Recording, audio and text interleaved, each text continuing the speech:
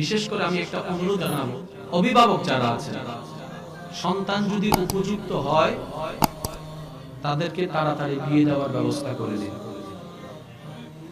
কারণ বর্তমানে গড়ে হায়াত কমে আসছে, 40, 45, 50-এর উপর এখন যাচ্ছেও না।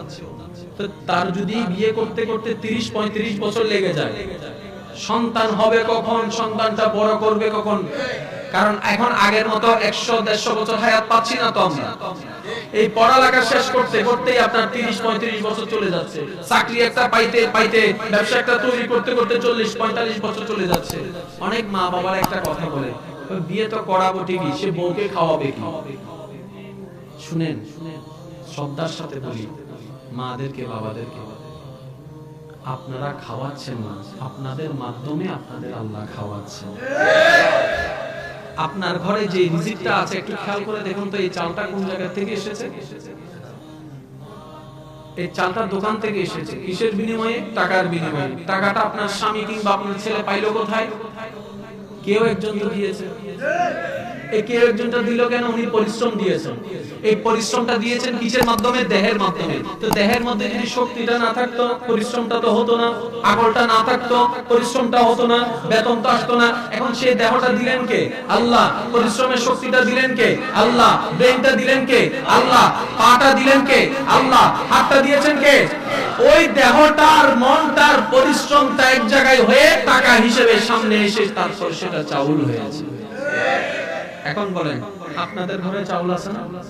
একটু হাতে নিয়ে একটু জিজ্ঞেস করেন তো, এই চাউল তুই কোন দেশের, কোন এলাকার, কোন গ্রামের মাটিতে হয়েছিস? আচ্ছা, একটু অনুমান করে যদি আমরা বুঝার চেষ্টা করি, আপনি আজকে ভাতের প্লেটে যে ভাতগুলো দেখতে পাচ্ছেন, মনে করেন আপনি ভাতটা নিলেন এবং প্রশ্ন করলেন, এবার তুমি কোন জায়গা থেকে? কয় ধান থেকে। এ ধান তুমি কোন জায়গার মাটি, কোন জায়গার, কোন এলাকার? তখন সে ধান মনে করেন উত্তর দিল আপনাকে, আমি ময়মনসিংহের। ময়মনসিংহের একটা গ্রামের ছোট্ট একটা জায়গার মাটিতে আমি উঠেছি। এখন আপনি ভেবে দেখেন, কোথায় আপনি, কোথায় ময়মনসিংহ? তার মানে আজকের দিনে যে আপনি খাবেন, আপনার খাবার রিজিকটা ময়মনসিংহের সেই কৃষকদেরকে দিয়ে আল্লাহ সুন্দরভাবে ব্যবস্থা করে রেখেছেন। আপনি তো সেই আল্লাহর বান্দা, এত ঘাবড়াচ্ছেন কেন?